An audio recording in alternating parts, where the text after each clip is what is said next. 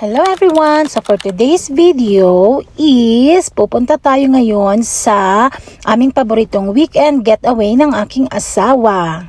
And for sure, alam kong alam nyo na yan. Dito lang nga lang yan sa may Banff. At gaya nga ng nasabi ko sa inyo noon, once a month or hindi naman once a month, at least once in a 2 months or 3 months, talagang mahilig pumunta yung asawa ko dito sa Banff para nga mag-sauna at mag-hot pool.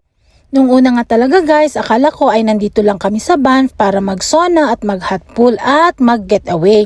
Pero without my knowledge, meron palang pa-surprise effect itong asawa ko na hindi ko talaga alam. So dyan nga, bago kami mag-check-in ay huminto muna kami sa downtown para kumuha ng aming hapunan. Once na nakapag-check-in na kasi kami, ang unang pupuntahan ng asawa ko ay mag-hot pool. And then, tamad na yan lumabas. Tapos mag-i-stay na yan sa room dahil mag-iinom yan. Alam niyo naman na lasinggero yung aking asawa, di ba?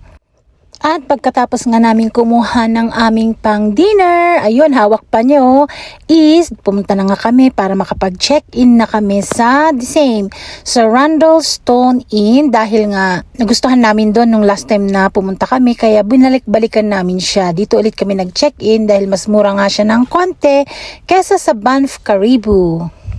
At kung mapapansin nyo pala guys, nandyan ako sa hot pool ng Banff Caribou kasi hindi kami nakapag-check-in kaagad sa may Randall kasi nga super busy nila kaya hindi pa ready yung aming room.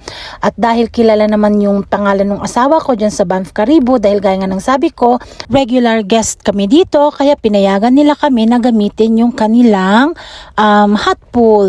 At dyan nga kung makikita nyo is mag-isa ako, wala yung aking asawa dahil diyan na pala nag-uumpisa yung kanyang pa-surprise. Inaasikaso niya na pala dyan yung kanyang surprise sa akin. At after couple hours na kami ay nag-enjoy sa hot pool ng Banff Caribou, nag-decide na nga kami na mag-check-in. At ito nga pala yung ating room dito. Same. Pero ibang number lang. Pero same layout. At ganun din na same ng nakaraan. Nakaharap din kami sa pool area. Ayun. Yan yung indoor pool. At saka yung makikita mo dito yung indoor pool. Ay, paano ba ito buksan? Ayun. See? Kung makikita ninyo, same room lang din. And ito yung ating full room. Ayan. So, dito pa rin yan sa may Randall Inn. O, diba? Mas maganda yung regular room ng Randall Inn kaysa sa Banff Caribou. Kaya dito kami nag-check-in ulit. Ayan.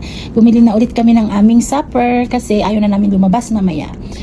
Papay sa akin, my all-time favorite pag nasa Banff kami.